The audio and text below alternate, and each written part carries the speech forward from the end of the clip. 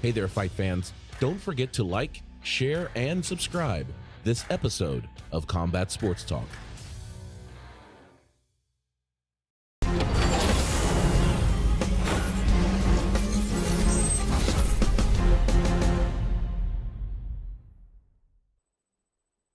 Welcome to Combat Sports Talk, a podcast dedicated to UFC and Bellator discussion, the MMA community, and combat sports in general. I'm your host, Ryan Smith, and joining me this week is the man with the keys to victory, John Keys.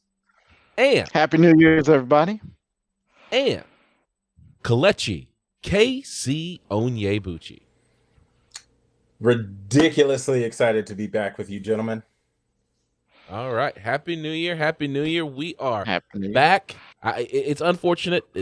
Coach was running a little bit late tonight, so we don't have him on the first show of 2021, but I am sure that we will have him for many, many, many shows this year. And so sending a shout out to Coach George G-Money Stallworth. Wherever you are, just don't hurt him too bad. Please. Don't be like Abraham Lincoln, man. Oh, is this it? Is this the John Keys trivia facts of the day? Do you know that Abraham Lincoln was 299-1 in collegiate wrestling, right? I did hear that he was a wrestler. I just didn't know that he was that good of a wrestler. Yeah, the Emancipator Proclamator was freeing people of their wins, and he was dealing out L's for everybody 299 times. You know, I gotta think that that wrestling in the 1800s was not as skilled as it is today. I vehemently disagree. It's one of the oldest forms of combat around. Like it had to have been perfected by then. It's not like there's big innovations that have happened between then and now. It's one of the original Olympic sports. The real question is, could Ben Askren take him? Well, neither one could take a shot, so there's that, man. I mean, there's okay. Let me explain. Let me explain. My man's coming in hot. So it's been a week, man. Yeah, that's hard. But your boy Abraham Lincoln weighed 180 pounds, so he's wrestling the likes of Kamaru Usman. We don't know, man. Hey. Yeah, but he would have had that length on him, though. Yeah, because Lincoln was like what, 6'4", 6'5". He was big, lanky for 180 pounds. He's got him. Okay, he's big, lanky. That sprawl is gonna be killer. Yeah. He was 6'4", 180 pounds, skinny dude, but that means no leverage. True. He was probably freakishly strong too. You never know. Wait, and that wouldn't have been his wrestling weight. Exactly. Yeah. Okay. I'm pretty sure that was his walking weight. So he would have wrestled at like 160. And just he really flinging people. Habib, you want him to go against Habib Nurmagomedov? You could do that at 155. You want the man to free the slaves, go against the eagle man? Really? Is that what we're doing? Listen, did he free the slaves? Okay, we don't look. That's a totally different show. That's a totally different show. Like we got viewers that are watching right now for MMA stuff. We don't need to get into that, but we can in an after show if we want to go there. Didn't they used to do like stuff like that on Celebrity Deathmatch? They did. Like, remember Celebrity Deathmatch where they'd put two people up against each other? I used to love that show. All right. Well, 299-1, Abraham Lincoln as a wrestler. The GOAT. Send a shout out to the GOAT, because I don't know another wrestler that's got those kind of stats, except for you're gonna say the Gracie. What's his name? Oh, you talking about Hickson Gracie? Yeah, that's the Alpha one. Dog, 704, and the 4 that he got was after he retired from originally. Yeah. it's one of those things. I did see that Khabib Nurmagomedov. There were people who were smirking at Khabib's 29-0 record because they said the first 15 were basically tomato cans and exhibition fights. And so, why is he getting so much respect? Because, he basically had, exhibitions for the first couple of fights, 15 or so, before he got into the UFC. For those people out there who are getting ready to just complain that I'm a Khabib hater, I'm not. I'm just saying that there are people out there who are gawking at those first 15 fights. The fact is, even if he did face a bunch of tomato cans and exhibition fights, he still won 14 more fights in the UFC, ragdolling everybody. Yeah. Facts. I mean, that's something that you really have to remember, that it don't matter if he was, if he went 15 with tomato cans, he ragdolled everybody. I'm pretty sure he's going to continue to ragdoll people now. Okay, I dare you to say it in his face. No, I wouldn't, because he'd be like, "Send me location," and I'd be like, "Yeah." He's too busy playing soccer right now. I live in Denver, Colorado. Come at me. I'll have the cardio advantage at least. I don't know. Right. He runs in the mountains, dude. So that's right. So let's go ahead and get into it. Let's get into our show. We haven't been following there. I don't think there's been a fight since last year that we're going to talk about. There's been some boxing matches and things like that. So we're going to get right into our Finding the Angle segment. Here we go.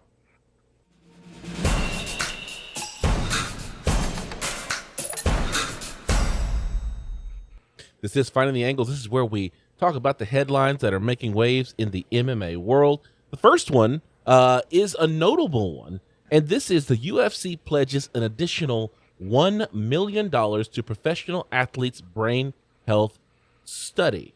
And so there's a health study that's going on that's tracking and studying CTE, and CTE stands for what, Kelechi?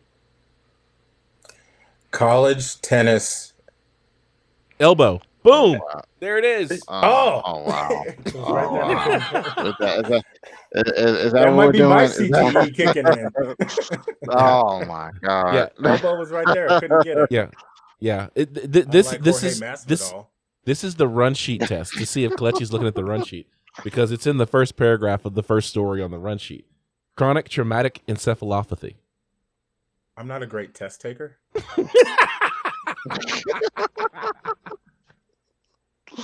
So the UFC first contributed to the study in 2014. So they've been doing this for going on 7 years now. That's helping to fund the study of CTE. And so it's one of those things where I was just thinking of the timing. I was just thinking about the timing of this. I'm trying to be more positive and not just bash the UFC as an organization, but the timing is rather suspicious that now all of a sudden there's an additional donation to the CTE.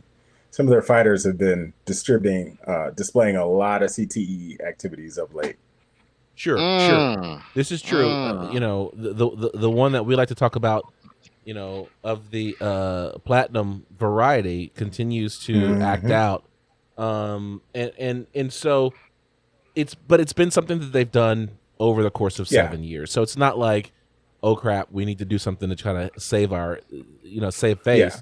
Yeah. It's been something that they've done with the Cleveland Clinic, Lou Ruvo Center for Brain Health in Las Vegas. So they've done that. I think it's a good notable thing to talk about the UFC.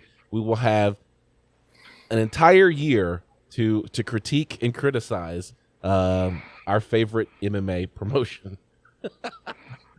Nope, all positivity from me this year. The UFC can do no wrong. Oh wow! Until we start talking about John Jones. Okay. No. See, you gotta listen to the words that Kelechi is saying. You gotta analyze it. He said, he said the UFC can do no wrong. He didn't say Dana White. We almost got a spit take for fair a enough. spit take. You were picking up what I was putting. See, I know. Oh, my bad. My bad. All right. Well, speaking about the challenges of CTE, Paige Van Zant is scheduled to headline Knucklemania. Oh, his segues are important, are immaculate tonight. Oh my goodness. Paige Van Zant is headlining Knucklemania pay-per-view on Super Bowl weekend. So Bare Knuckle FC is coming back. You know, I've been quite critical of Bare Knuckle FC for a multitude of reasons. But this is it. This is where Paige Van Zant is going to see whether or not she's got the draw, that she's got the pull that she thought she had when she left the UFC. Because she had this huge following on Instagram. She was getting all of these opportunities for modeling because she was connected to this huge promotion. And now that she's left and gone to Bare Knuckle FC, she's headlining. We're going to see how much pull she has to get people to watch. I think the cost of these is going to be $29.99 to watch Paige Van Zant headline this event. And, you know, Beck Rollins was like, listen, Paige Van Zant was getting ready to learn pretty quick. She ain't cut out for this type of boxing. It's a tough thing to train for. I mean, okay, I guess. I got two things on this. One, Ryan, are you ready to concede that Bare Knuckle is a little bit bigger than what you originally thought it was yet? Nope. That's one. Not at all. Okay. And two, I just wonder if the alleged and leak of her nudes had anything to do with the Knucklemania coming up. Wow, that was pretty good. That was good. 2021. I'm just saying. Game. Yes, I see that, man. Yeah, because you did hear about that. She did some nudes have been leaked of her and her husband, and it just happened to coincide the week that we announced that. So, just saying. I do believe Bare Knuckle FC has grown significantly. And will I say all the good ways? No, not all the good ways, but in a good way. It is proven. I mean, you know, say what you want about bare knuckle boxing. That's how it's supposed to be. All right. Fighting is supposed to be bare knuckle, not gloved. Never gloved. Fighting is, but we're talking about the sport of combat. Yeah. Like, and there's a distinct difference between the two. Yes. That I agree with Kelechi on this point. That on this point. Yes, only on this point.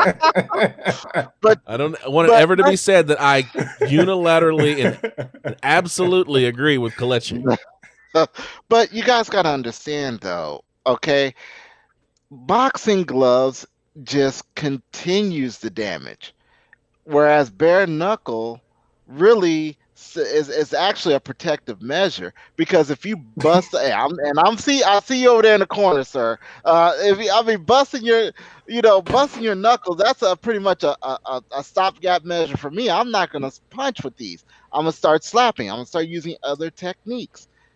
Using gloves, hey, I'm reining in with a fervent. But go ahead, Kelechi. I'm sorry.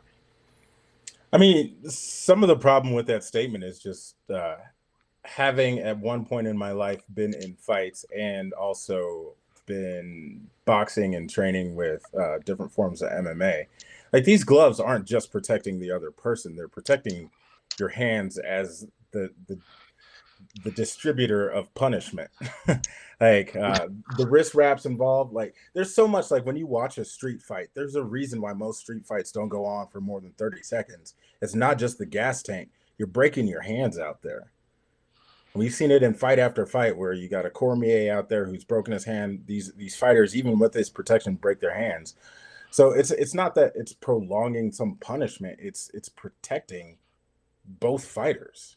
And honestly, having been hit in the mouth and had a tooth knocked out before, I will say I would God. much rather have that with a wrap than just a bare knuckle, because it's not fun. Well, the thing that I was going to add to that is the fact that, you know, a lot of the danger that comes with this, specifically boxing and bare knuckle, is the fact that they allow a person to get rocked, to get knocked down, and to get back up and to continue fighting. And so it's, in general, when we start putting on, you know, looking at the UFC, then you don't get as much of that as you do in boxing or in bare knuckle FC. And the ethos of that is also that they don't want to see a person not get hit. They want to see a person stand and, you know, put one foot in a tire and go to work in the middle of the ring.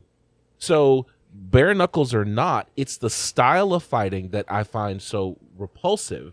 It's not the fact that we're fighting the way fighters should fight or anything like that. If you're gonna fight in a combat sport, and this is the sage advice that I provided to Angie Overkill Hill, is that the object is to hit and not be hit. Not if he dies, Facts. he dies. I've heard that if he dies portion of it. But could you imagine like the cards on bare knuckle? I've only seen 1.5. Let me be honest here, but I'm not imagining these being cards where people are going for 5 rounds and just getting after it the whole time. Like there's a lot of self-protective moving away and just like trying not to get hit in the face.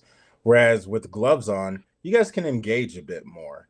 Kind of like Ryan was saying, it's a different style of fighting. And so I'm wondering for you, John, who loves the carnage, like, are you okay with a whole card that lasts 30 minutes? Because everyone gets knocked out in the first? If that's how it goes down, that's how it goes down. You're talking about a guy that watched UFC 1. All right, where matches didn't last more than just a couple of minutes. I'm totally okay with a match going, 2 minutes at the most. I'm okay with that. I'm okay with somebody getting submitted very quickly. I'm also okay with the endurance match under the Gracie rules, where they don't have a round. Okay, the referee is only there to pull somebody off. He's not there to judge. There's no judging points, nothing like that. I'm totally okay with that, with the Gracie rules, because it allows for a more pure combat experience. The last thing I have to say with this is, Kelechi, if you do watch some of the bare knuckle FC, it's not boxing. It is not boxing. It's a brawl. They stand and brawl. So there's no moving out of the way. If there is, the dude is lucky to move out of the way, because he's busy trying to throw his own punches. And a lot of times, that adage is sometimes you got to take them to get them, to give them. And, that's what they get rewarded for in bare knuckle FC, is that brawl. They don't get rewarded. Yeah. They actually get penalized if they actually box. So, which is the one thing that me and Ryan do agree upon, is that you shouldn't be penalized for boxing. Okay, I do not agree with that. Okay, if go in there with your technique, you got your plan. You got his plan. Well, let's see here. Paige Van Zandt is going in with her Barbie doll, and old chick Beth Rollins is coming in with her Chucky doll, and they're gonna put it together, and we're gonna see what happens. I don't believe that we're gonna find out real quick if Paige Van Zandt is about that life, because she's not fighting Beth Rollins. She's not fighting Beth Rollins. I'm sorry. Oh goodness. She's fighting Britain Hart is who she's fighting. Britain Hart. Okay. Well, Britain Hart is going to come in with her Chucky doll, and Paige Van Zandt is going to come in with her Jim doll, and they're gonna get in the ring. They're going to find out who's got what.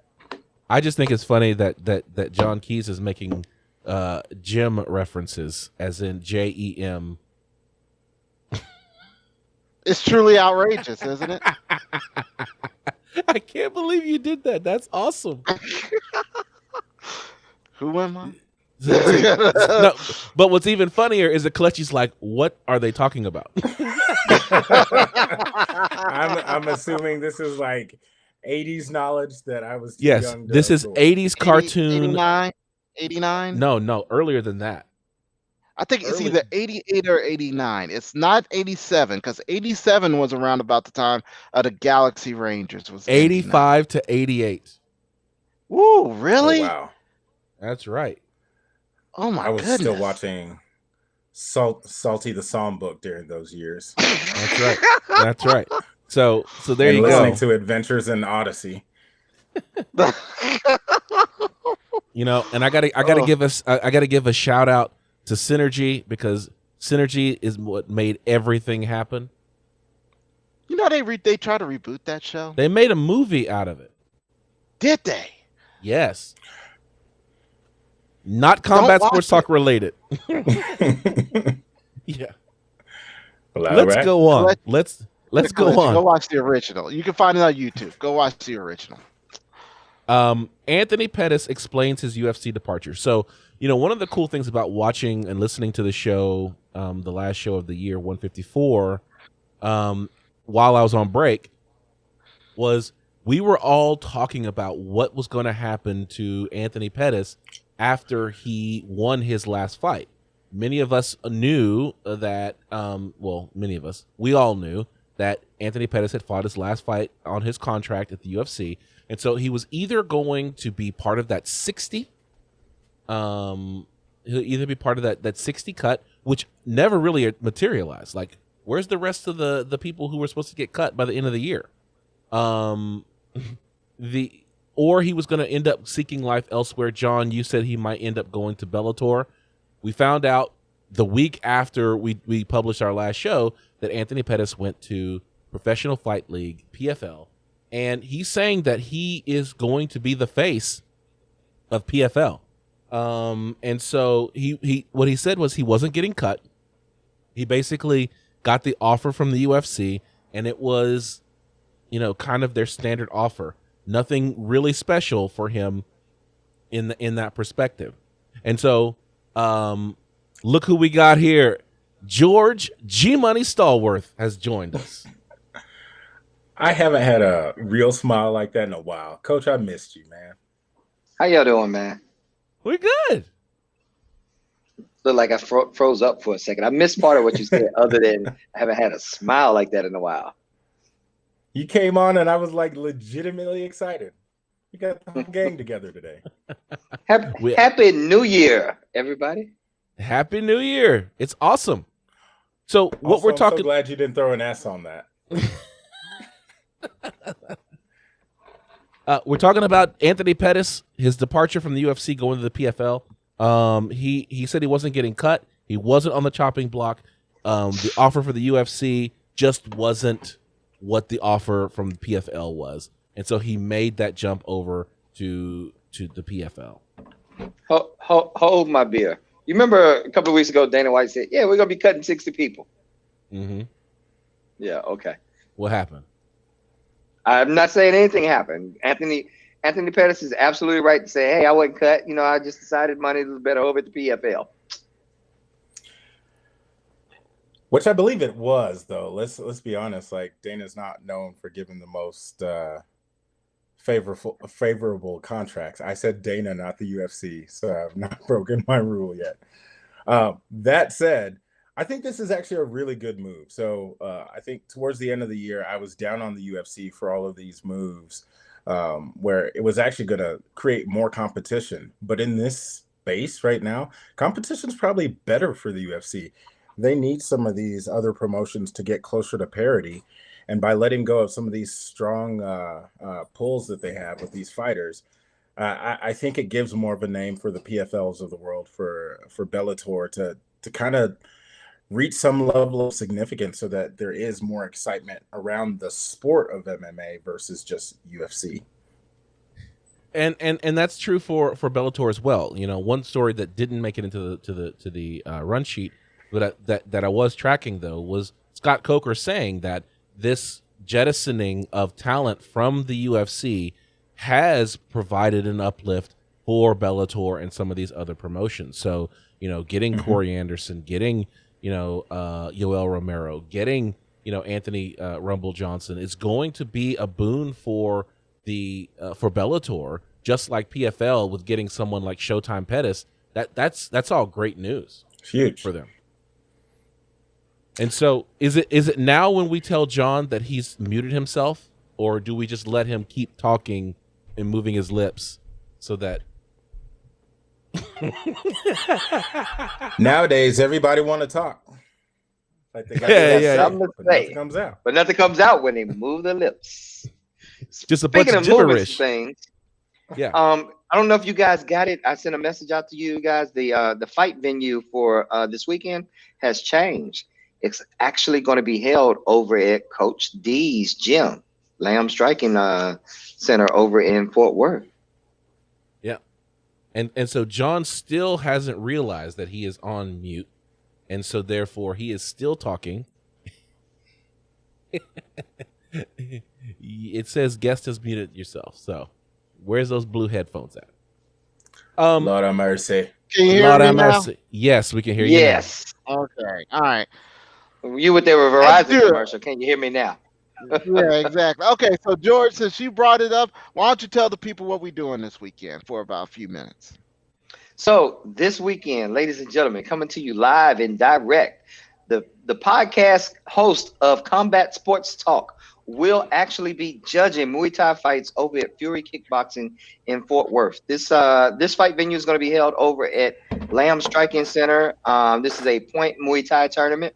We've got about 15 fights on the card, so you guys will get to judge 15 Muay Thai fights. We've been working on the scoring criteria for the last few weeks, and unfortunately or fortunately, tonight I was hoping I would get to watch you guys score a Muay Thai fight, but it doesn't look like that's going to happen because we're a little bit too busy with the actual show and coming to you live and speaking to our fan base out here. But again, that's this weekend, folks. I don't know what the what's the word I'm looking for? The crowd will be like. Because we are in a pandemic, I don't suggest coming out. But if we have an opportunity, maybe we'll go live, and I'm sure some other people will be live. But just be on the lookout. Look for our hashtag, Combat Sports Talk. Look for the hashtag, Fury Kickboxing Events, things like that. And so maybe you can find us. And I'll see about putting it out there where we can at least let our listeners get a look at what's going on. But I'm really excited that you guys are going to get to judge this. I won't be a judge. I got fighters on the card, so therefore I feel like it's a conflict of interest. So we'll see. All right. Well, we have definitely been getting ready, and so what's the hashtag again, Joe? What's the hashtag again? Our hashtag, Combat Sports Talk, because I figure by the time we get there, we're set up. If you guys want to go live at all, and even if you don't go live, I'm sure there's going to be some things that we record. I'm sure you're going to want to do some interviews with some guys, some things like that in between fights or somewhere along the lines. So just be on the lookout for that, man. Wherever I can find an opportunity to get us on live, I'll make sure that that hashtag is keyed in somewhere. All right. That sounds good. Let's get back to the show. We'll plug it again at the end of this show. Just to make sure that people are clear about what we're doing this weekend. So, Joanna Jędrzejczyk, she says that she's a big part of the UFC. She says she deserves more money, and she wants a bigger piece of the cake. Now, I guess that the Polish reference is not pie, it's cake. So, she wants a bigger piece of whatever pastry it is. Everybody knows that cake is better than pie all day. Cheesecake. That's my hot sports opinion for today. Yes, she's right and she's wrong. All right, she is absolutely right and she's absolutely wrong. She's a big part of women's MMA and really helped fill a gap post Ronda Rousey, and kind of really showing what a high class kickboxer can do in the sport. However, she's lost a bit of her luster with the loss of the belt. And realistically, her money, if she wants to go after money, it's not going to come from the UFC because they've had a lot of top-tier talent that never actually got paid their quote-unquote due. So, yes, you're right. You did help really keep UFC relevant. And as such, you will get paid the same way that Demetrius Johnson did. Ow. Wow. Man, somebody's cutting deep. It's just one of those things where I think she's right in the fact that she deserves more pay. She said that, well, the disclosed pay for her fight versus Zhang Weili, which was fight of the year, was $106,000 plus a $50,000 fight bonus. Now, she wasn't a champion, but, she's a former champion. It was a championship fight. One would have thought that she would have gotten higher pay for such a huge fight like that. Clearly, unless you're one of those apex fighters that's getting the big dollars that has all the eyeballs, you get that kind of money. It kind of comes with the territory. But at the same time, women... Go ahead. No, sorry. No, just at the same time, it's just one of those things where you're right. She has lost a couple of fights. The only fights she's won have been kind of fight night type of caliber. So you're not going to get the $500,000 that you might have gotten as a champion with points. Yeah. Is it problematic that so many fighters have had that same argument of, hey, why am I not getting my pay? I look at John Jones having a similar conversation with the UFC, and it's just been time and time again, fighters struggling with their pay. I just wish that the UFC could fix that. But I kind of wonder on Joanna's case in particular, what woman do we think is getting her pay at UFC right now? Because outside of Ronda Rousey, I can't think of anybody who was making like real points on their deal. My guess is probably Valentina Shevchenko.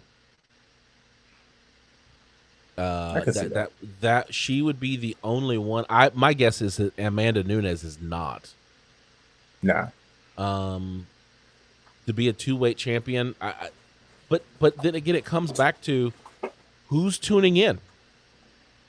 Yep. Yeah. Who's tuning in? So that's one of the challenges. And so when we start looking at who's tuning in, fighters are trying to get those fights against the fighters that will get the eyeballs. So that's why Dan Hooker took the inaugural debut fight with Michael Chandler. So Dan Hooker, of course, fighting out of City Kickboxing down in New Zealand. He is going to be the person to welcome Michael Chandler to the UFC. And so the reason why he took that fight, because a lot of people wanted that fight, but his goal, Dan Hooker's goal, was to place his bet on the McGregor roulette table. He's trying to get that next fight against Conor McGregor. It's not really about the title. It's about trying to get Conor McGregor, give him what we like to call the red panty night. Exactly. Hold on. I think we need to address what Lapia is saying here. Okay. We aren't saying that you're saying that we're acting like Joanna is fighting on the early prelims.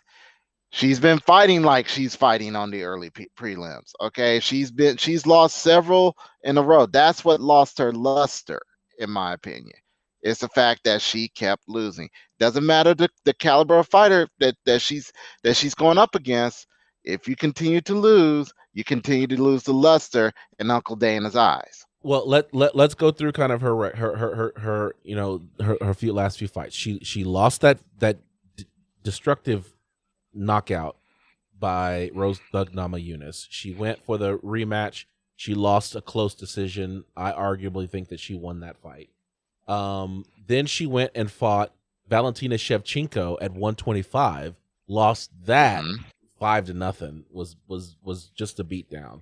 Came back and fought, I think it was Michelle Watterson, won that fight and earned the fight against Zhang Weili, which, I'm here with you, Lepidolite.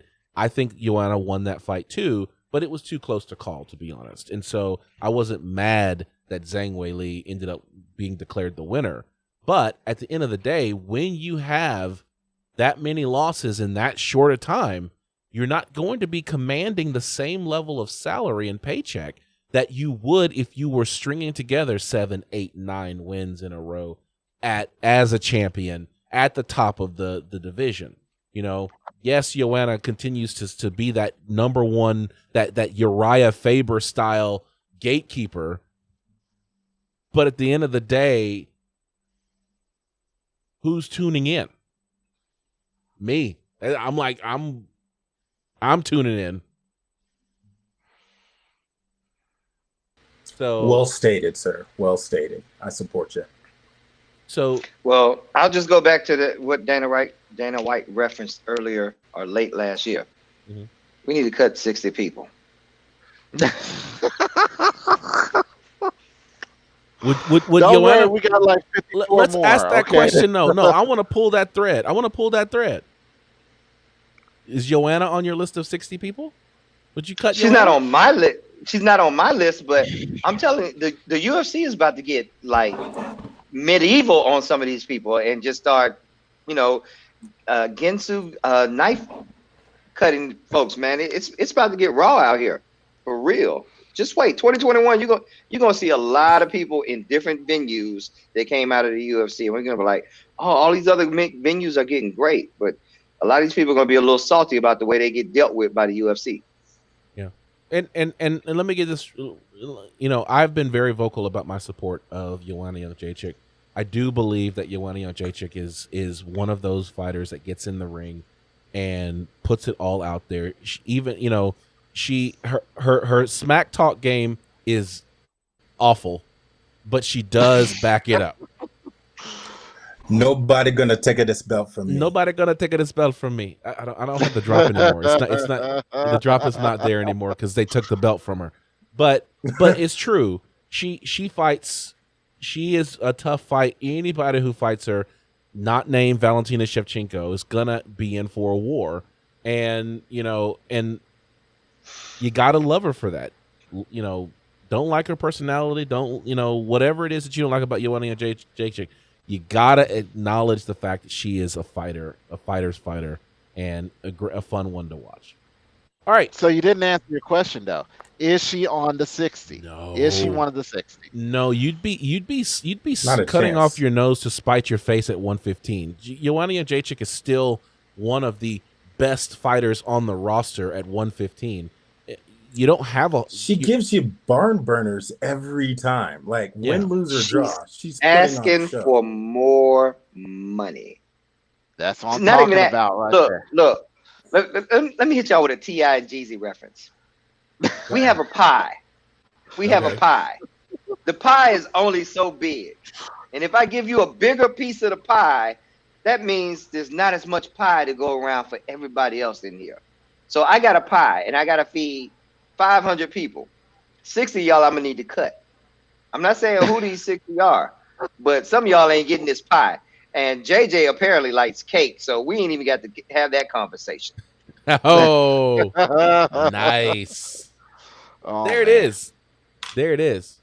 So, speaking of someone who's getting a bigger piece of the pie, it's Khamzat Chimaev. Remember, he was the golden boy of 2020 with setting records of number of fights that he had in a short period of time, knocking out Gerald Meerschaert, with a single punch. All it took was one punch. And so it was one of those things where, Dana White is ready to cultivate this fighter and make him a star on the level of, Conor McGregor and John Jones and those kind of guys, and so he is committed to trying to get this fight between Khamzat Chimaev and Leon Edwards to happen, which keeps it's almost like cursed, like a Tony Ferguson and Khabib Nurmagomedov fight, because every time they do it, it's somebody gets COVID or somebody has lung problems or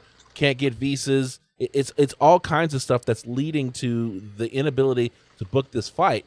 But I feel like it's a dangerous fight for the UFC, because as they're trying to cultivate someone like Khamzat Chimaev, you really want to build that on the back of Leon Edwards? Like, that guy is legit for a reason. Yeah, but But y'all acting like it didn't happen before, because it happened before. It's just that the dude was in the back of the arena, and he gave him a 2-piece and a biscuit. That was Hey, that was Jorge Masvidal that gave him a 2-piece and a biscuit. while y'all playing, I'm the just rumor saying. mill has it that how's his name pronounced? Khamzat Chimaev. Chimaev. Yeah. I heard he's not Dana White's golden boy as much anymore. There's a rumor that something happened on one of the planes flying him to or from somewhere, and he's not as much in Dana White's good graces anymore. I don't know what. I'm just saying that don't look at Coach G Money to start no rumors, but the rumor mill has it that he like Miss Bonita from In Living Color. Like, I ain't one gossip. to talk. I ain't one to gossip. But So the you ain't rumor heard it mill from has me. it that you ain't heard it from me, but the rumor mill has it that him and Dana ain't as tight as they used to be last year. we just became the Real Housewives you of guys, UFC. You guys haven't heard that? Like it's been like, I guess you call it a little MMA gossip passing around. Yeah, I'm trying to look it up right now. Like we're all like, ooh. Well, I kind of hope I it's true, if wanna I'm know. honest. Inquiring minds want to know. Yeah. The thing is, Yeah. like, it is still a weird thing that you could be developing both fighters, but instead you have to pit them against each other, and one will inevitably rise while the other one has a long road back to prominence. With Chimaev, you have that problem where people will say that he hasn't fought anyone of substance yet. Like he hasn't. Is that just me? We tried to build the fight against Gerald Mearshart as a fight that was going to be the big test for Khamzat Chimaev, and he literally ran him down and punched him. Okay, that's what it was. Khamzat walks out and he's like, I've become too strong. It's like, you love these drops so much right now. I love One Punch Man. Like it works so well. Khamzat Chimaev is my very own One Punch Man. But here's the thing. Dana White is talking about how he thinks that the UFC rankings are very important. It goes into the matchmaking and all that kind of stuff. And what the journalists are asking is, if the UFC rankings are so important, how are you going to put a number 15 ranked Khamzat Chimaev against a number 3 ranked Leon Edwards? Thank you. It's not that important. Oh, okay. It's not that important. Like the latter doesn't mean anything. It is all about. It's all about who can we match up to try to get try to get a fighter uplifted, get some attention, or because create some bad matchups and things like that. Which I don't think. I think Khamzat Chimaev is suffering from the bad matchup here, but maybe this is payback retribution, kind of Ben Askren style, where they gave him Robbie Lawler and then gave him Jorge Masvidal. Well, you're wrong for that. No, but you kind of telling the truth. Like, how is it that Leon Edwards is ranked number 3 and he hasn't fought in 2 years?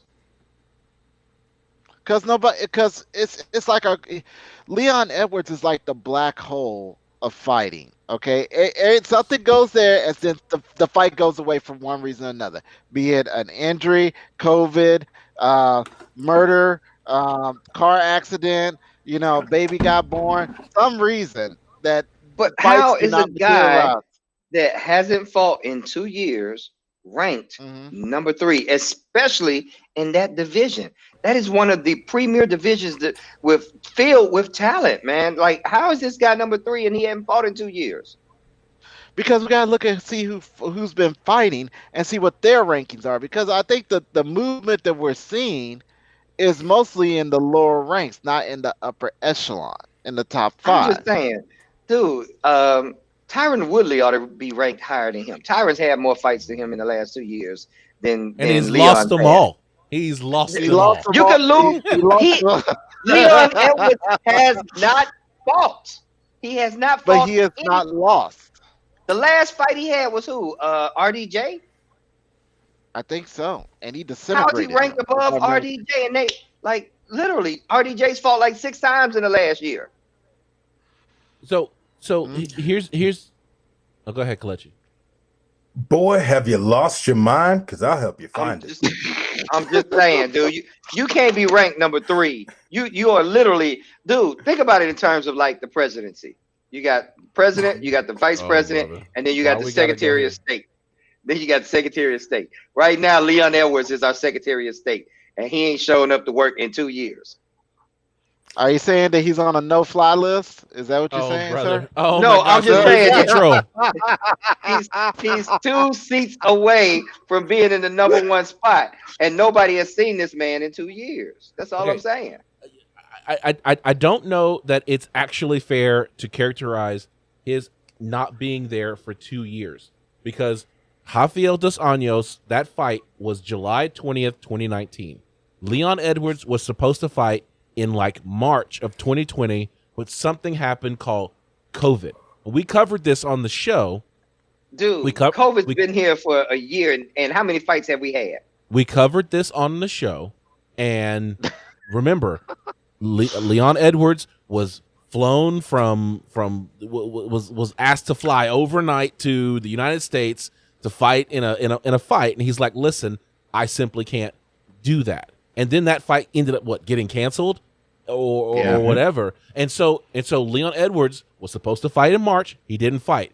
Then he was supposed to fight later on in the year, like August. Then what happened? He was supposed to fight someone else, and that fight fell through. Then he was supposed to fight Khamzat Chimaev. Then Khamzat comes down with lung issues and things like that.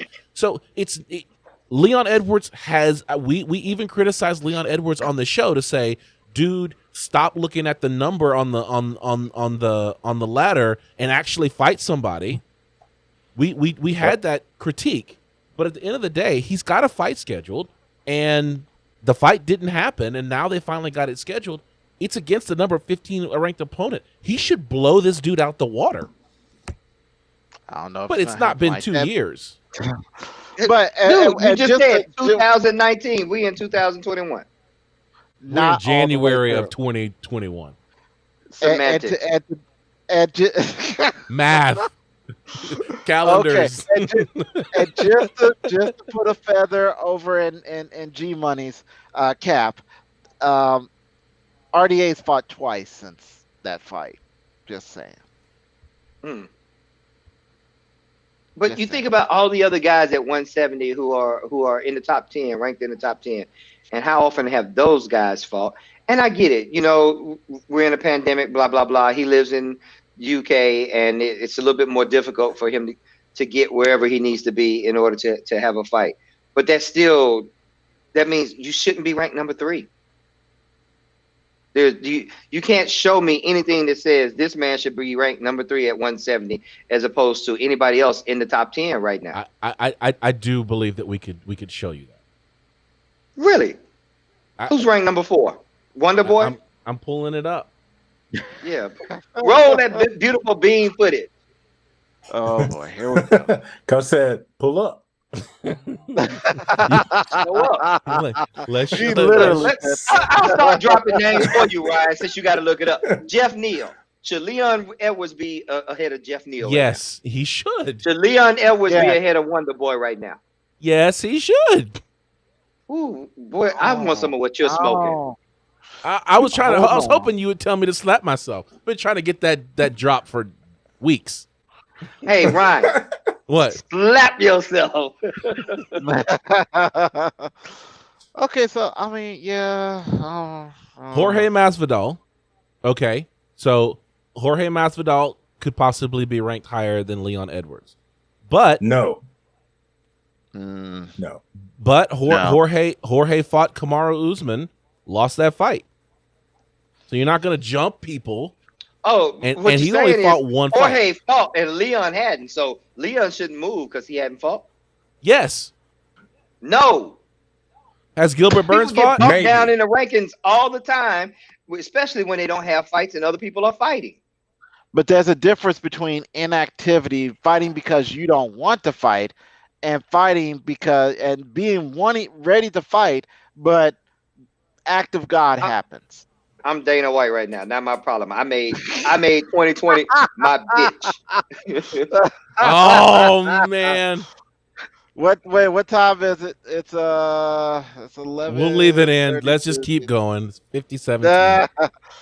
Hey, 2021. Good job. I didn't do it. But here's the thing. Once you get past Jorge Masvidal, Stephen Thompson, should not be ranked higher than Leon Edwards. Tyron Woodley definitely should not be ranked higher than Leon Edwards. Damian Maia should not be ranked higher. Michael Chiesa, Neil Magny, Vicente Luque. You finally get to Jeff Neal at currently ranked at number 11, should be ranked number 10. So no. Leon Edwards is where he needs to be. I don't see what y'all are seeing. Like, Leon Edwards has not shown me anything to say he is a number 3 ranked guy in that division. He hasn't fought since 2019. We've had other guys on the shows who put on great, spectacular fights in this past year, and he's outranked them with inactivity. No, I'm sorry. I don't know. I guess we're at an impasse because the fact is that when you start looking at people, when was the last time Gilbert Burns fought? He's ranked number 2. Yeah, he's fire though. He is. But his fight that he was supposed to have in 2020, it got canceled. COVID. He got COVID. So we're gonna drop him now because Stephen Thompson beat Jeff Neal. Now Stephen Thompson should be the number 2 Gilbert ranked didn't fight fighter. at all in 2020. I don't. If he did, it was in January. He did fight in 2020. When was it? Give me a second, guys. Hold on. So, John, that's your role. You have one job. No, Yeah, that. Dang, man. Dang. I was like, That hurt. That hurt real bad. I'm That just hurt kidding. real bad. No, I'm you're just not. kidding. I felt that. I felt that heat. No, over I here. could just click. I could just click Gilbert Burns' name on this. He fought Tyron Woodley back in May 30th of 2020. He's fought twice in 2020. Yes. Fought March 14th and then May. Both times they were performance of the night. He was killing. I take it back. I was gonna say, may I ask you to retract that statement? I take it back. I stand corrected. I stand corrected. But now that we fixed the rankings, let's just go ahead and reiterate the fact that they have literally no bearing on how the UFC runs its operations. 100%. Even though Dana White says that it does, they don't. They really don't. Dana White has been doing a lot of talking. Him for it. Yeah, I'm sorry. He talks about open scoring. How do you guys feel about open scoring? I think start off with what is open scoring. How about that? I was just about to say that, like, we've got some listeners who aren't well versed in this, and myself. So, if you could just go ahead and explain that for us. Okay, so open scoring is when judges score a round, they announce their scores to the rest of the audience. So fighters know how they're doing and where they are as the fight goes on. And so typically the way it happens in the UFC and in many sports, that the judges are scoring each round, and then at the end of the fight, once the fight is over, they reveal the winner. In open scoring, you know who's winning the fight all throughout the fight because they're sharing who won the previous round before the next round starts. I don't know what problem this solves. I think it creates more problems than it solves anyway. So y'all agree with Dana White is what you're saying? That we shouldn't do open? Yeah. Dana White is opposed to open scoring, but they were trying it. How dare you? They're trying it in 2021 by getting me to agree with Dana White? That's right. Yeah, look at me. I quit. Boom.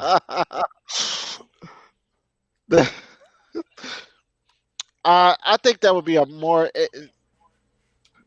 of a problem than a solution. In my opinion, I think it would take it's a distraction for the fighter, number one, because he's going to be sitting there with one of two mindsets: either, oh God, I'm worried about the score, or how is it that that judge over there scored me like that? What vehicle is he riding in? I'm gonna mess it up after the fight. Things of that nature, which is why I'm driving my cheapest vehicle on Saturday to the fights, because I may not score correctly, so I'm just going out with the wrong vehicle. Anyway, yeah, I don't think there's nothing good that comes of this. Leave it, keep it quiet, let them fight. I think it affects the outcome of the fight too much. I think that second scenario would happen far too often where, let's say, in the second round, you thought you did enough to win the round and you didn't. Like, it affects the way that you come out in the third round. Like, for some, you come out hot, but for others, like we've seen time and time again, when a fighter thinks that they've won a fight and then they have to come in for another round. I'm thinking Anderson Silva, when I forget who it was he knocked out, but then he's got to come Michael back and Bisping. fight and he loses. And he comes back and Michael- loses. Like, Yeah. yeah.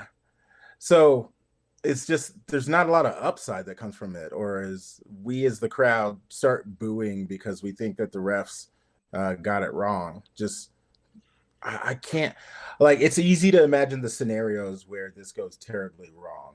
I'm struggling to come up with a scenario in which this enhances the viewing experience, but I was wrong about the whole silent crowd.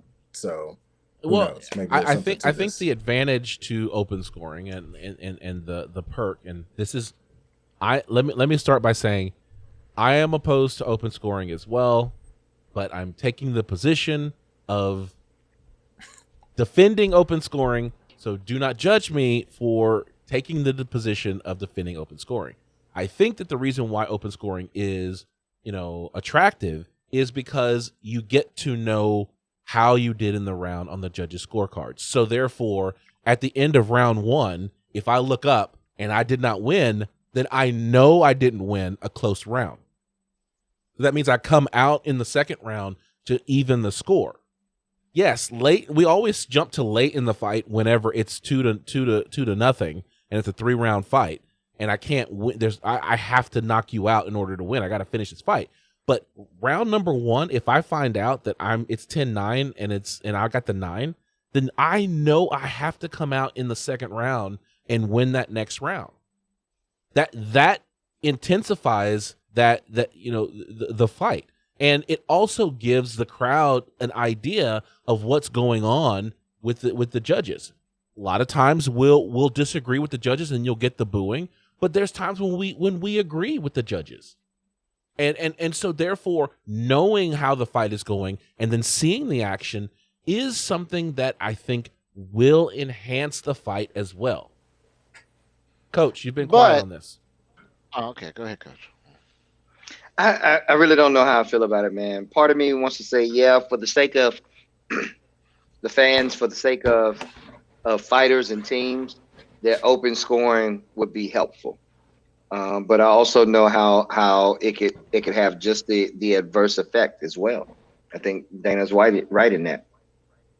Yeah. So Lepidolite is really talking about that last use case of, if you won 2 rounds, you're just gonna coast or lay and pray for that third round. What we know is that is a high probability thing that happens. Before open scoring, fighters who were up 2 points won the final round 73% of the time. That fell to 62% in open scoring. So the fighter up 2-0 will give away that last round in an effort not to lose. So we know that happens. But what happened in round 2? Is, I guess, the question that I'm asking. Because if I found out that it was 10-9 at the end of round 1 and I fought my tail off in round 2 and it's still 10-9 for them, I'm not winning the fight anyway. Are you going to win the fight? It's going to be a flash knockout. I got to finish you. I got to do something. And so that's what should empower you as a fighter. If you know you're down 2-0 in a 3-round fight, you should be headhunting. You should be chasing this dude around, putting yourself in dangerous situations on the hope that you might get that finish. We've seen it happen. Which also changes the dynamic for the guy who's trying to lay and pray. Because now I got a kid headhunting me because he knows he needs a knockout. You see what I'm saying? It does affect the way both fighters are going to fight. Because now I can't just lay and pray because I got this guy charging at me. I got this guy who's putting pressure on me all of a sudden. So I've got to deal with this problem now. It changed the dynamic of the fight. So I think that what you have to do is you can't have open scoring by itself.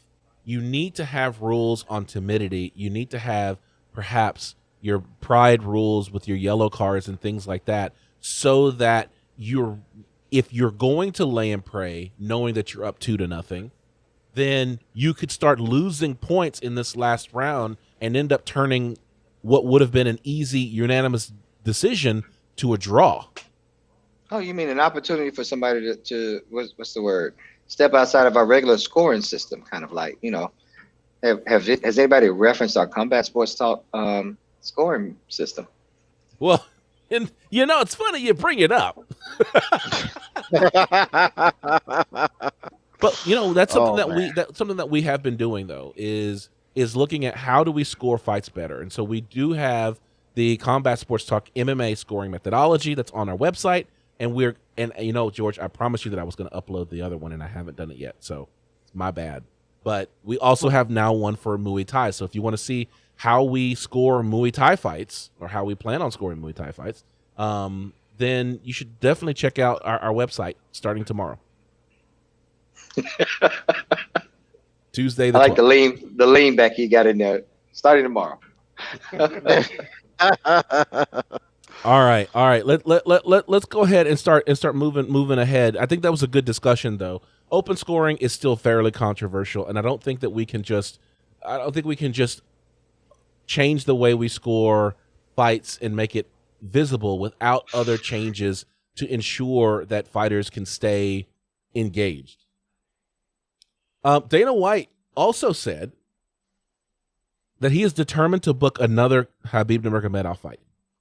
They're going to be meeting in Abu Dhabi in the upcoming weeks, and he said he's going to press him as hard as he can for one more. Of course, what he really wants is Khabib to fight perhaps Conor one more time, or have Khabib fight another fighter named George St. Pierre. George St. Pierre. That second fight makes a lot more sense. George St. Pierre got elected to the UFC Hall of Fame in May of 2020.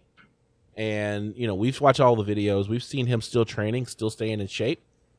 He says he doesn't want to fight, but if you can get Khabib Nurmagomedov for one last fight against many people's greatest of all time, then perhaps it's something that'll get the rush out of the Canadian snowdrifts and into the octagon one more time.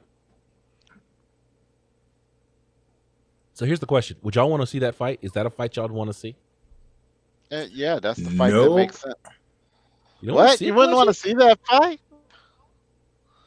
Because as much as he's been as much as George St. Pierre has been training, there's still ring rust no matter how you look at it. And it's not going to be this amazing fight that we're thinking. Mind you, GSP became a point fighter. Like, I don't think that his style is automatically going to adapt to what we've seen is the new UFC, which is requiring fighters to be fast starters who really push the pace the whole time.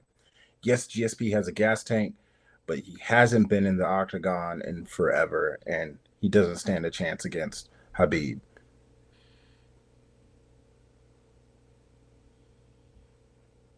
There it is. I'll move on since there are folks want to know why we're talking about retired fighters fighting other retired fighters. I hear you. I get Facts. You. Right, it's just money fights for Dana. We'll talk about something else. So speaking about money fights, pay-per-view UFC 257 is happening on January 23rd, and the price is going up from $64.99 to $69.99. Lord of mercy. Do they not know we're in a pandemic and people are struggling financially? Man, that COVID check ain't covering that. Okay, I'm sorry. I need that check. Well, Dana White I wish I was announced getting one. the UFC, and oh wow, man, What? What? Only the peasants get the check. Hey, I'm too Kelechi rich for this check, but too poor to get by. Kelechi just revealed he living higher on the hog than we are. Wow. But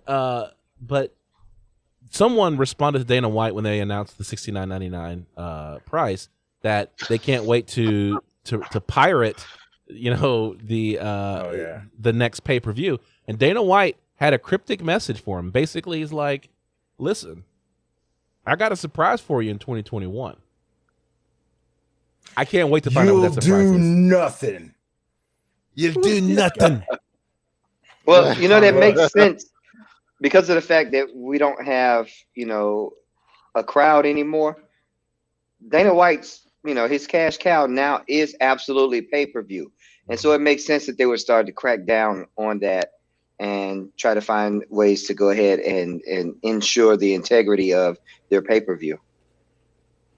There's always going to be a workaround. Man, I mean, let's be honest. It's been illegal to stream it from jump. I mean, who is that? Yeah, stopping?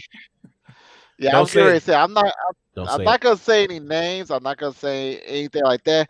But you got some hardcore people out there in the land of the white hats and the black hats that live to break things like this. You tell them they can't, they will. Okay, if you tell them that they won't, they'll do it twice over and tell their friends how they did it. So I guess the glove is slapped across the bald head of Dana and said challenge accepted. So there it is.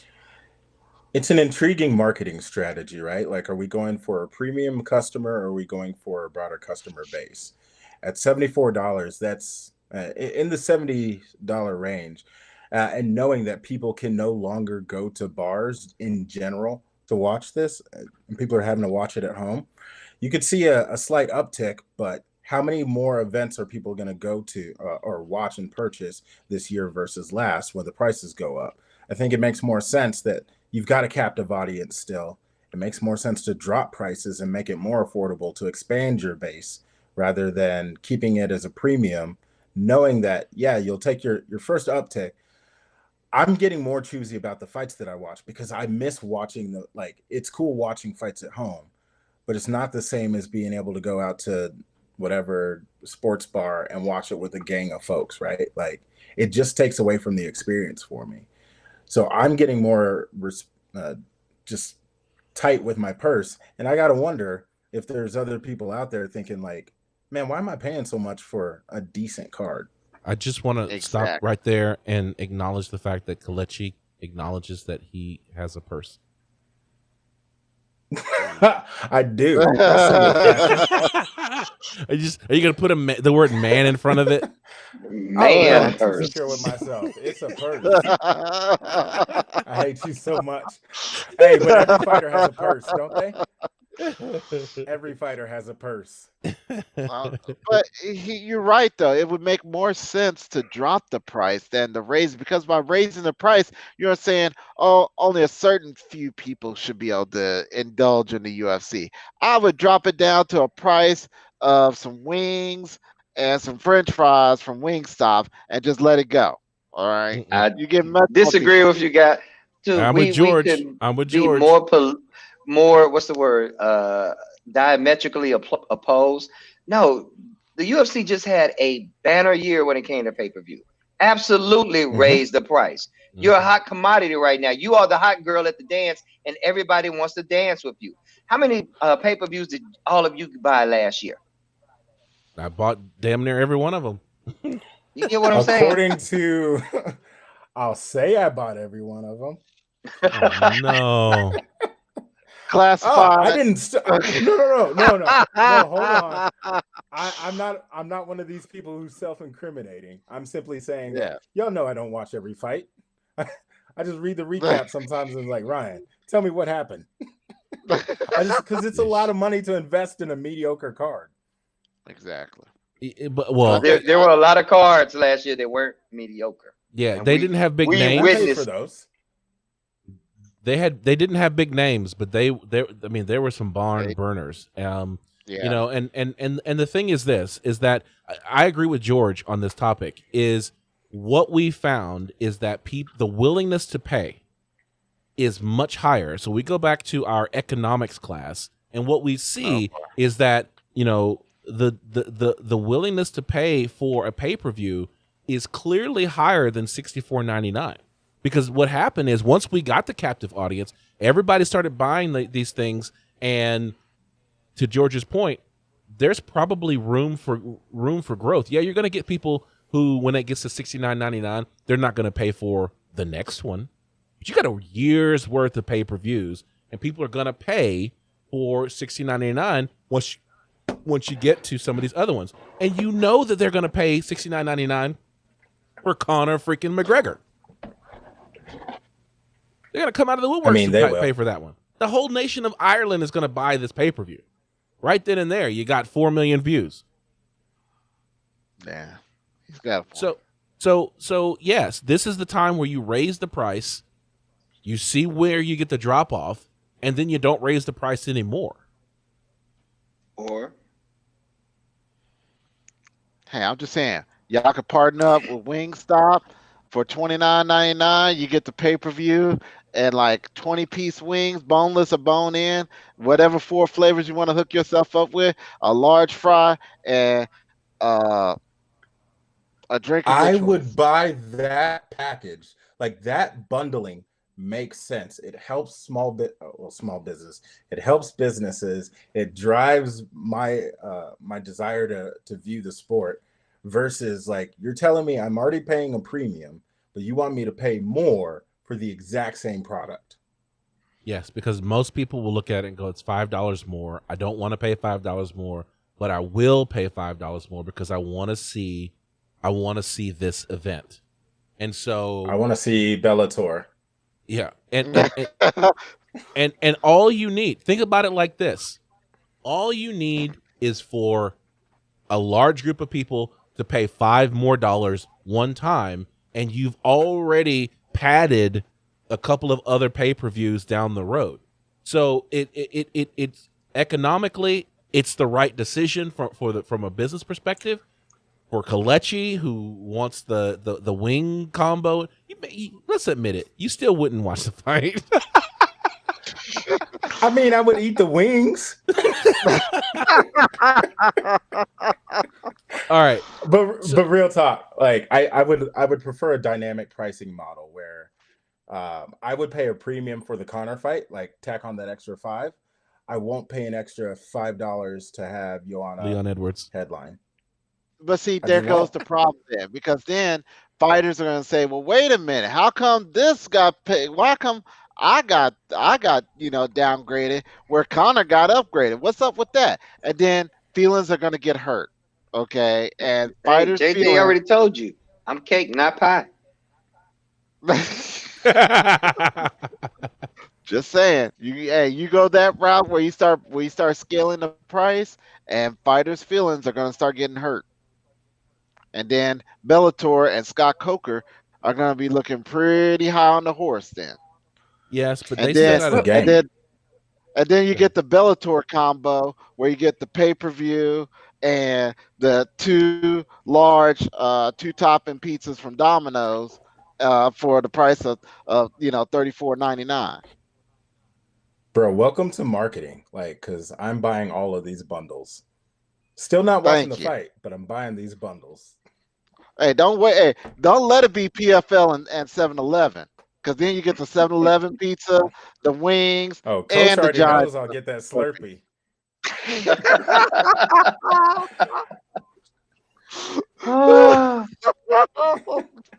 And we talking about the 64-ounce of Slurpee. That's right, not just the 32. You know where you can start to feel the diabetes just slowly rising up in you? Yeah. I already know, man. I already know. That's how it went down with me. But anyway, moving on. All right, let's go ahead and move on. I'm currently looking at Jorge Masvidal on Twitter, right there. You guys Oh, you can see me it. talking trash?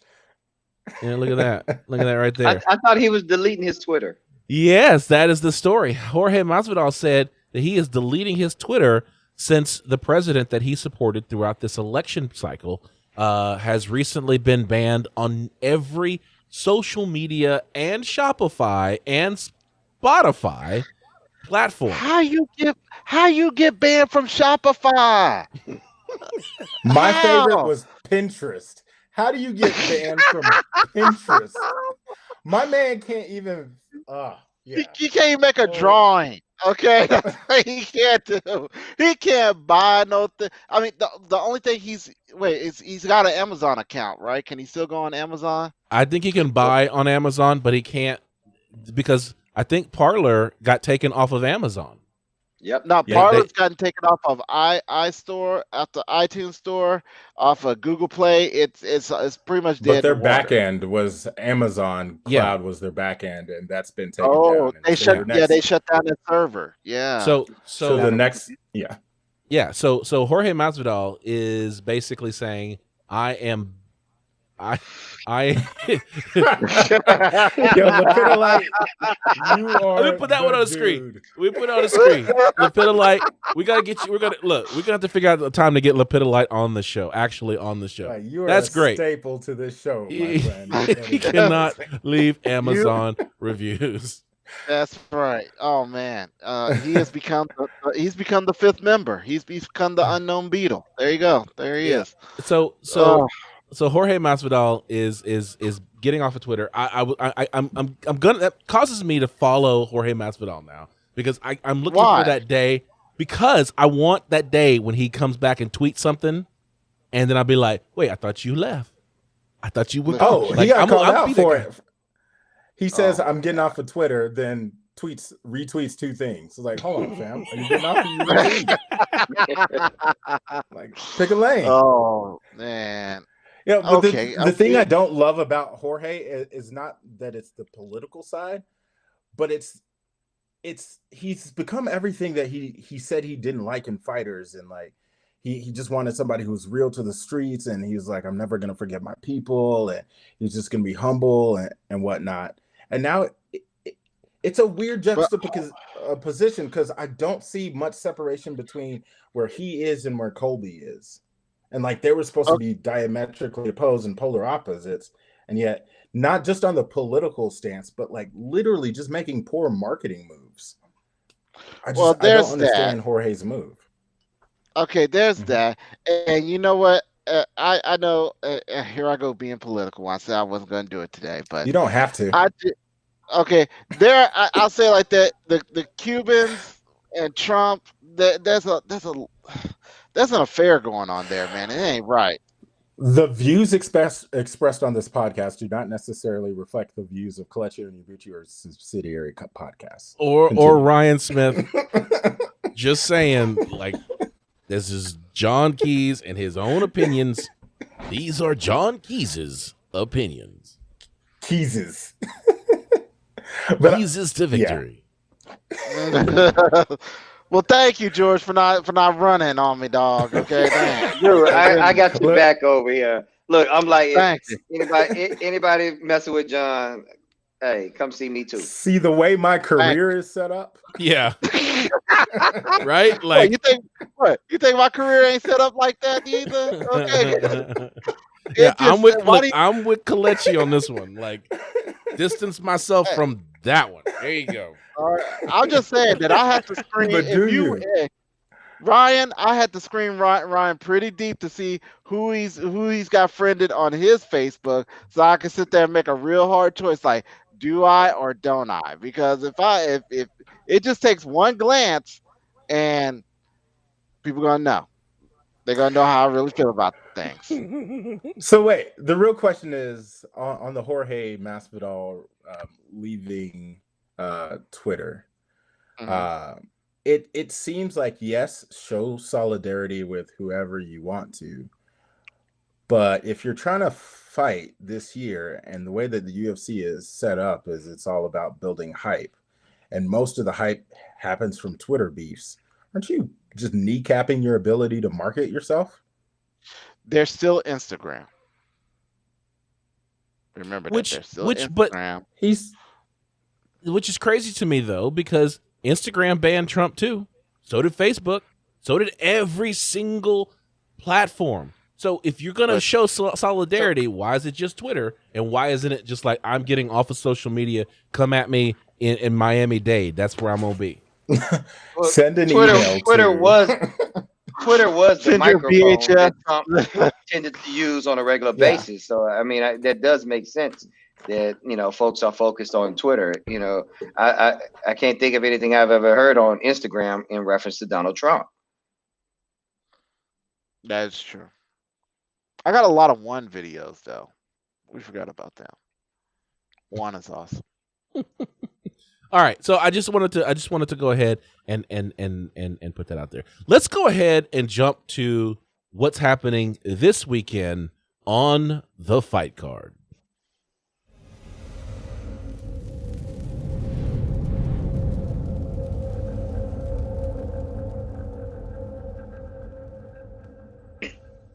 This is the fight card. This is where we talk about the fights that are happening this weekend. We are back in Abu Dhabi, Etihad Arena, and on Fight Island in Abu Dhabi for UFC Fight Island 7, Holloway versus Kattar, Saturday, January 16th, 2021. We got 5 fights on the card. Punahele Soriano versus Dusko Todorovic. You got Say that again. Punahele Soriano. You just like the way I say that? Is it my deep voice? Hey, I might need to exit the show. All right, that was kind of creepy. That was kind of creepy. Yeah, that was kind of creepy, man. I need Mufasa. to Ooh, say it again. Alessio Zachirio versus Joaquin Buckley. Santiago Ponzinibbio versus Li Jinglang. You got the immortal one, Matt Brown versus the natural-born killer Carlos Condit. And in the main event of the evening, Max Holloway versus Calvin Kattar. What makes this special, this card special, is that it is going to be live on ABC. So this is the UFC making that crossover from ESPN Plus and these premium services to national broadcast television. I hope they are ready to see this, because I mean they could have picked a group of fighters that possibly couldn't have been as bloody as what they're about to see in that co-main event and that main event. There's going to be a lot of blood. Make no mistake, Matt Brown versus Carlos Condit, that's a bloody fight, okay? Because those are two old school warriors. It's a retirement fight, as I understand it. Is that Matt Brown and Carlos Condit? Yeah, Carlos Condit and Matt Brown. I think they're both looking to fight their last fights, and I think Matt Brown had already retired and was coming out of retirement to fight Carlos Condit. So how both of them had retired? Carlos Matt Brown actually. Well, I thought Matt Brown retired because of his knee injury, right? Mm-hmm. It wasn't that he was just done fighting. It was just he literally couldn't for a couple of years, and that was like a de facto retirement. So think about how brutal that fight is going to be if this is their retirement fight. They're going to leave everything on everything in that ring. So bloodbath. And then Max Holloway, he's a bleeder. Okay, you punch him hard long enough, he's going to start bleeding. Okay, he's getting sort of like the Diaz brothers on that. And then as we're looking at Santiago Ponzinibbio versus Li Jinglang, we know Li Jinglang kicks dirty. Okay, he'll kick him in the nards. Okay, in a heartbeat. So it's true. No, it's true. He's a dirty fighter. Is a dirty fighter. All right. Well, your boy Joaquin Buckley likes to take people's heads off with the sole of his foot. So, so they picked the right one to get banned for life. Okay, from mainstream media, they have picked the right one. So we'll see how this goes down. But I hope they put like a disclaimer, like there's gonna be blood on here. Have Mickey Mouse come in and be like, "Oh, kids, it's gonna be blood tonight," and just let it go down like that. I gotta get that one. That's gotta be a drop. I gotta clean up my voice, guys. Part of me is just imagining the fighters doing the, "Hi, my name is Calvin Kattar, and you're watching the Disney Channel." Exactly. Wand and all. Yes, please. Have Tinkerbell rolling around their heads and everything like that. Because Tinkerbell really was about that life. Y'all do know that she was a fighter, so she'd be about. But was she 299-1? I think she might have been. Okay, The fact that this is on ABC, like, I'm a big fan. Like, I've always been more of like, let's normalize UFC and put it out there for the average Joe to engage with this content and be able to see how they feel about this sport, instead of having this paywall in here through pay-per-view and getting through ESPN and ESPN Plus, right? So this is really good for the sport, but these things usually come with a really good commercial contract and TV contract. So tell me why. They've got the big money that just came in from ESPN.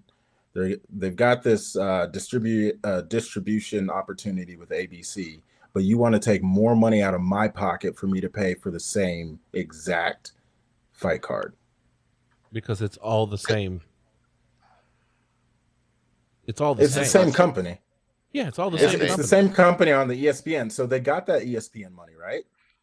Mm-hmm. So why do you need my money? So they're trying to flip it. In other words, that's what they're doing. They're flipping it. Flip mode squad. They getting the money. Flip mode's the greatest. And then they flip it. Yes, it is. Okay, and they're just flipping it. They got their money. They stacked their cash, and now they flipping it over so they can get more cash. See, this in the game is a feeder. They're giving it out there like, here, go ahead and take this taste right quick. We'll see you in 2 weeks. And, the first hit's for free. Yeah, I'm keeping that same energy from 2020 in that I'll have to do an after the show or bring it up at another time. But the sheer economics of this don't make sense to me when you've got the big deal that just came through. You're charging fans more, but you still have fighters who aren't getting their pay. There's a disconnect for me that can only be solved with unions. There it is. Take your drink. I'm out of water, guys. Dang, I'm out of water. Unions. All right, so let's go ahead and make our flash fight picks. Anybody betting against Joaquin Buckley? I'm looking up the Chirico's. You're going against Joaquin Buckley. Betting against him. Oh, yep. Okay, all right, because the Chirico, he's got on a 3-fight losing streak. Zach Cummins whooped him. Kevin Holland whooped him. Oh, no, you got it. Spoke down. Nostradamus. I said what I said. There you go. Same energy. There it is. Right. John Keys, George Stallworth, you guys gonna go against Buckley? Yep. We're gonna take a Buckley. All right, we're taking Buckley. All right. You got Santiago Ponzinibbio versus Li Jianlang. Now, Santiago Ponzinibbio, when we want to talk smack about Leon Edwards, Santiago Ponzinibbio ain't fought, like, dude, he hadn't fought since the last election. Oh, are you serious? No. That's an exaggeration. Than that. It's hyperbole. I'm going to say, I think he's fought since then. The Argentine Dagger has fought since then. I'm taking Ponzinibbio in this fight, though. Real talk. He's just been really consistently good. Yeah, his last fight was in 2018. He was really consistently good. So KC is taking Ponzinibbio. I'm gonna go with Li Jianlang. I'm gonna stick with him. George Stallworth, who you got? Jangalang. There it is. John Keys. I'm going with Ponzinibbio. All right. He's on a 1, 2, 3, 4, 5, 6. He's on a 7-fight win streak. Yes, from 2 years ago. 18. Yeah, 2018. From 3 years ago. Hey, I'm right, on a we'll winning see. streak from high school. I used to be able to throw that football across those mountains. So There you go, Uncle Rico. All right, the Immortal One versus the Natural Born Killer. This is going to be a good fight. Let's start with you, George. Who you got? I'm going with the immortal Matt Brown on this one, man. I think he catches this by elbow. All right, Kelechi Casey Onyebuchi. I really believe that based on the two fighters that we've got engaged in this this match, that Father Time is going to be the real winner. So, in other words, what I'm going to need you to do is I'm going to need you to try to touch your shoulders to your headphones and then lower your shoulders. Now raise your palms up and do it again. No, real talk though. Real talk. I'm going Matt Brown. Like I've seen Matt that Brown. guy. All right. That's a good pick. That's a good pick. That was a good one. I like that one. That was pretty good. All right, keys to victory. What do you got? Man, look at Carlos Condit's striking versus Matt Brown. Matt Brown is just totally he's got an aggression that Carlos Condit will not be able to match. It's going to be Matt Brown. Okay. I am taking Carlos Condit. I'm gonna be playing that crow for you guys next week. Yeah, go ahead and catch that L. He's just paying attention to the odds. That's all he's doing. Don't let him fool y'all. No. I was if I'd have picked first, I'd have picked Carlos Condit. You're still paying attention to the odds though. It's all right. The odds have Carlos as the winner on this fight, right? Vegas has Carlos as the winner, right? In Vegas, the favorite right most of the time. I don't know that to be true. I was like, I'm being honest. I don't know. Main event of the evening: Max Holloway versus Calvin Kattar. You want me to pick first? yes. Sure. Roll that beautiful right ahead. All right. I'm picking whoever y'all ain't. I was gonna say. No. Seriously. I at one time I was on the Calvin Kattar hype train, so I'm gonna go with Calvin. There you go. Interesting. John Keys, what say you?